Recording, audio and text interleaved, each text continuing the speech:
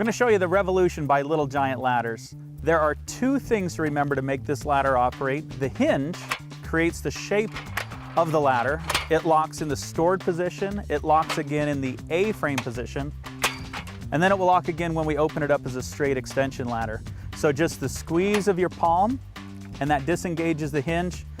Move it to the next position, and those will lock automatically. Always double check to make sure those are fully seated before climbing the ladder. And just like that, we've made an A-frame. The rock lock is one of the new innovations to the Revolution, and just by squeezing those in at the bottom of the rock lock, that'll disengage that pin and then adjust it to any one of these 1 foot intervals. I find that if I lean it to the side, let gravity do some of the work, that makes that job easier, and rock that back into place. Then we come over to this side, do the same thing, just squeeze those rock locks at the bottom and raise or lower to these 1 foot intervals. Again, make sure that those rock locks are completely seated before climbing the ladder. Remember that it's double-sided. This Revolution has a 300-pound capacity. That's a Type 1A rating, but because it's double-sided, that's 300 pounds on each side at the same time. Because these legs are independent, we can offset one side. So if I bring this side down, this is where I can use it on a hillside or sloping ground. Again, rock that rock lock into place. And now it's ready to be set up on a staircase, on a porch, a hillside, really any kind of unlevel ground. And find the position of the 1 foot intervals on this side, working with the 1 foot intervals on the opposite side, and we can use it on just about any unlevel surface. To accomplish that 90-degree angle to get you close to a tight corner, we find that putting it in this position will help you get close to a wall or a window and not leaning the ladder against something, but right up next to it, which is a great way to get inside tight corners. You'll climb up this side and you'll get right inside those tight corners. The easiest way to make it into an extension ladder, again, is simply by pushing in the palm buttons and creating the shape of the ladder first. Doing this in the ground or on the grass is always the best. Make sure that that hinge is completely seated. It's locked into place.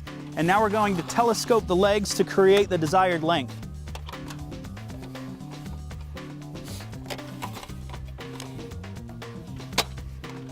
Simply flip the ladder over, butt this up against the foundation of your home, against a wall or a solid structure, and hand over hand, being able to get it exactly where I want it to be.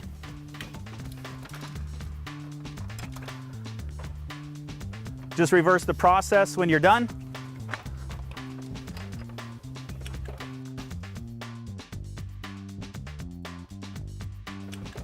Hand over hand. And by flipping that over and telescoping these legs, I can put it back into its storage position.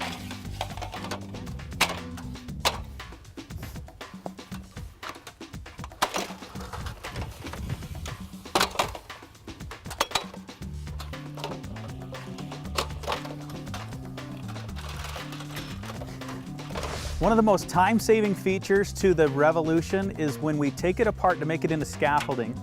All we do is unlock those rock locks, again, lean the ladder to the side, and take these legs completely off.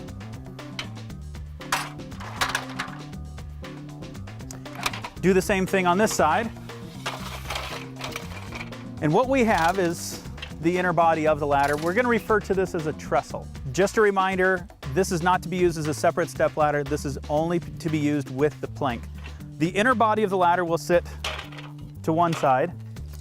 And by adding these trestle brackets, these came with your Revolution, slip these inside one of the outer channels and lock that rock lock into place. Again, remember that this flange on the trestle bracket needs to be on the outside of that channel. Lock that into place. And by locking these two sections together, we've just created a second trestle, and these rungs will line up with each other. You could use a 2x12 piece of wood, lay it across the rungs, or now would be the perfect time to get a Little Giant plank if you haven't already. Lay that across the rungs, and now you have a safe, stable walking surface. One more reminder about this plank. When you're walking across, whether it's a 2x12 or a little giant plank, don't use the top rung to walk on. You could use it up here as a chop saw or workbench. If you're using this as a scaffolding to walk on, use it at least one rung or further down to be safe. To put it back together, you simply remove the plank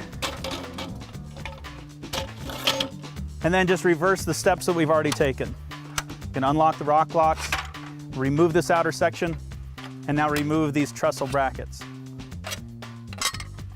We'll slide these sections back on.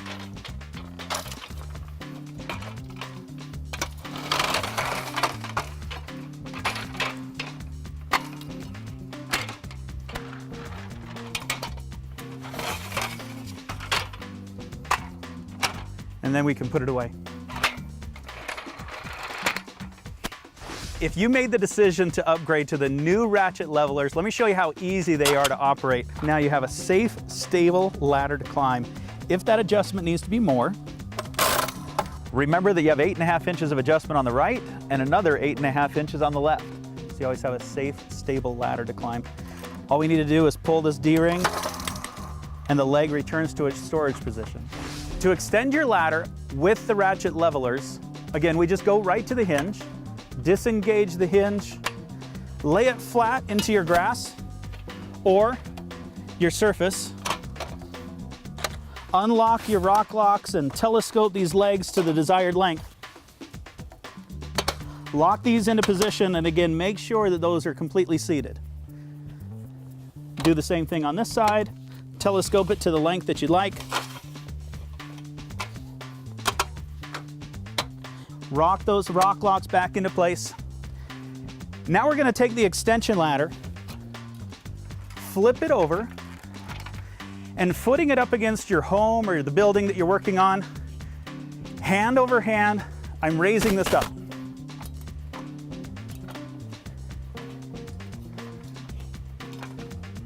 Now I can lean that extension ladder up against my home or my building.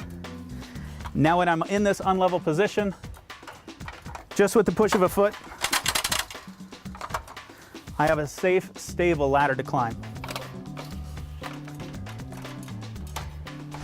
To bring it back down, we just simply reverse the process, pull this D-ring, and that leg will slide back up into its storage position. Put this ladder up against a safe, stable surface, and again, hand over hand, bring that back down to the ground or the floor. Flip that over and reverse the process of bringing these legs back to their storage position.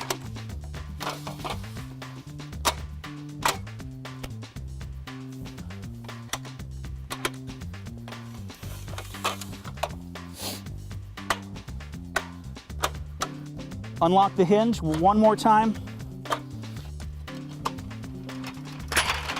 It's that simple.